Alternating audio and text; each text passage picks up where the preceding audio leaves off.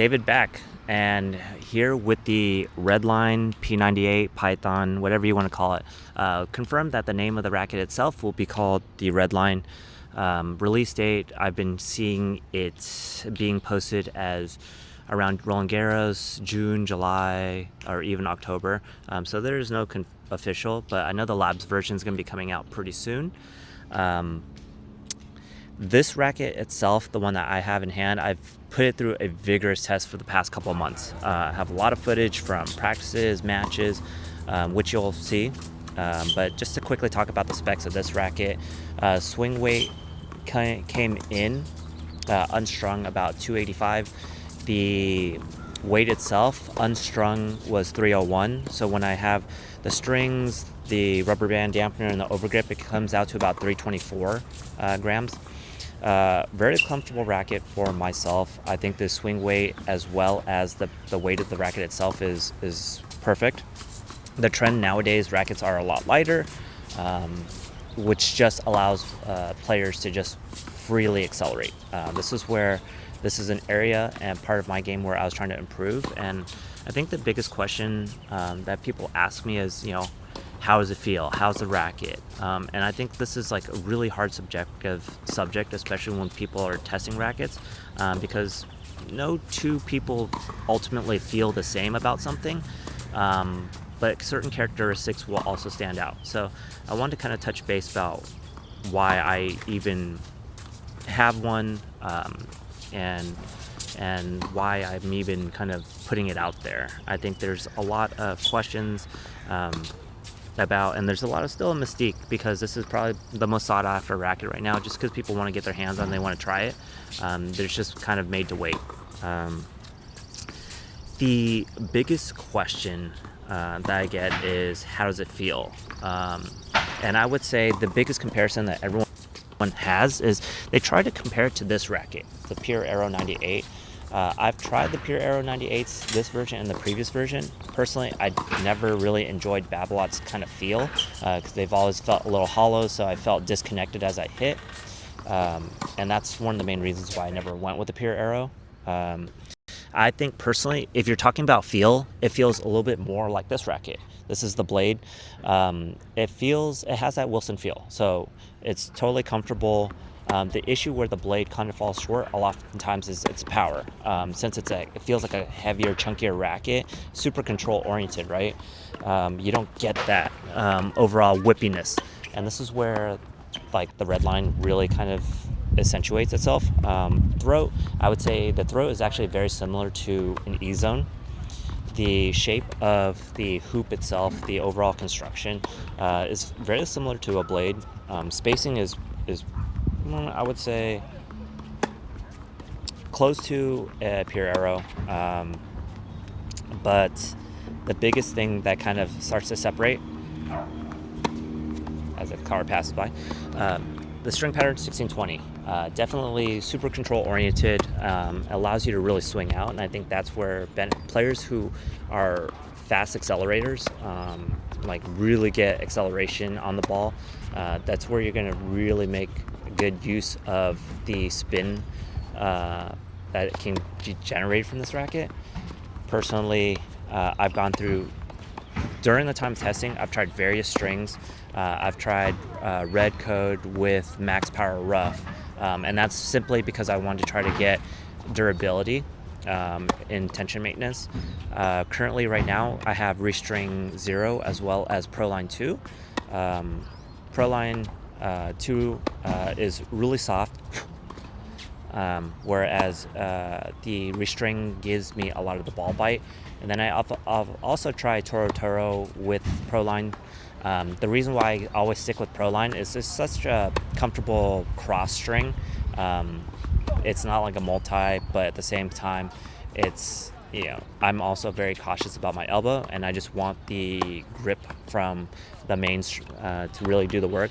And why I kind of look at comfort as a big thing is because the last racket, and probably the last video you saw, was when I made the video about the Speed MP, me switching to it. Reason why I'm not using it anymore is because as I was kind of playing with that racket, I love the feel and everything. The issue was I developed tennis elbow for the first time, and that put me out for about 3 months. And in that 3 months, I was able to play maybe once every 2 weeks, and that's just probably because, and that's mainly because, not even probably, it's mainly because I had an itch and I just wanted to get back out in the court. I took it slow, and after, towards the later half of 2025, I was finally able to get back on court in January. And then that kind of started my racket journey and started searching. So I tried the new V-Core 98. Personally, didn't like it because of how muted it was, and then I felt like I had to kind of like not try to swing. Like I had to be so relaxed to actually make the ball go. The harder I tried to swing, it just didn't go. Tried the pure arrow for like 5 minutes, and like every time I picked it up, I just didn't like it. Then I was kind of basically half set on the Steam 99 16x19, which is the Demonor racket. That racket's really good, a little bit more head heavy. And so I was kind of like, okay, maybe I'll go with this. That's also a pro stock version. And when I had started to see that more of these Redlines were kind of prototypes were out in the wild, I reached out to a contact I had, and he so happened to have one. That's how I obtained one. That's kind of how everyone's asked me, how did you get one? The issue is I only have one. And so I had to be really cautious about what strings, and especially when you start going into matches and practices, you kind of are always watching your tension maintenance. I think the higher level you go, you kind of start to really pay attention of how much you can grip the ball or how much you can control, because you start to play big players and you can't control the ball that they're feeding you, and all of a sudden it's feel like a fish out of water. I guess the next thing I can discuss is just overall everything of my personal experience with a racket. I was definitely looking for a racket that, again, increased my pop, and so something that was quick and light. And this racket was the last one besides, the V-Core and the Pure Arrow that I wanted to try. Unfortunately, it came out so much later, and I kind of pulled the trigger because I wanted to get a head start. But I think that's also because I'm a tennis fanatic, and I just, the itch to get something new was kind of eating away at me. But into the racket itself. Forehands, this thing feels amazing. If you're accelerating quick on it, the spin generation will just kind of take over, and you just hit a deadly ball. Backhands, for me personally, is usually my more consistent solid side. With this racket being so light, I've actually had to really go back and be more fundamentally strong and just keep myself down and drive through the ball. I don't accelerate as fast in my backhand, and that's been an area where I've been heavily focused on, trying to just improve that, get that wing as solid as my forehand. Volleys, compared to the Steam was a head-heavy racket. This is a lot less heavy, as well as more maneuverable. So volleys, your volley technique, and this is also an area in my game where I'm also really hyper focused on right now. The issue with this racket, since it's so light, if your technique isn't sound or solid on contact, you're just going to drop the ball. You're just going to shank it and drop it short. It's also, since it's a 1620, like it's not as forgiving as like the 1619 rackets that kind of just like boom, fly off the string bed. Overheads and serves. This racket is really quick, super comfortable, and I will say I've seen also a massive jump in my serving ability. I did also focus on adding more first serves, adding more kick, and just being more aggressive on it. That's an area where I had to be careful when I got my tennis elbow, because then the more you try to pronate out, it just doesn't help.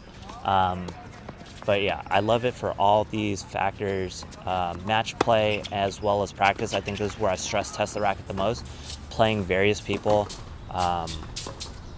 Big hitters is probably the scariest part, because if the racket is too light, all of a sudden, are you able to, one, get it back and give it back? This racket kind of passed that test. I've played with some of the biggest hitters, Kevin being one of them. A couple others. I played a tri-level match where I got absolutely slammed, but I took some positives away from that and kind of started to feel the racket out.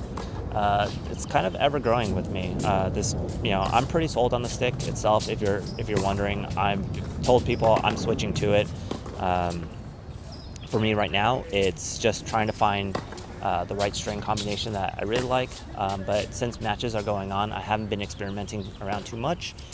I'm more than happy to do a follow-up video if there are any other questions. But the racket itself is super solid, like everyone else has said. If you have questions on how many lines out there and how many models, the Talk Tennis Forum, I kind of scour through that a lot and just kind of read people's take on the rackets. Some people have the foam filled. Mine isn't the foam filled. Would love to feel how different that one would feel. I'm guessing it just feels a little bit more solid and connected. But overall, I thoroughly enjoyed it. Let's see if I'll start posting my matches. But appreciate you guys tuning in. If I didn't mention it, a big shout out to Kevin Liang. He actually gifted me this mic for my birthday, and now I actually feel a little bit more compelled to create more content because I have good audio. But appreciate you guys tuning in. I'm sure if you've checked my channel out, you probably have seen his channel. He's got a lot of great series out there. So, give him some love and tell him I sent you on the next video just for trolls. But I appreciate you guys. Hope you guys have a great day. Hope you guys found information insightful. And all the footage that went into this has been over a 2-month period.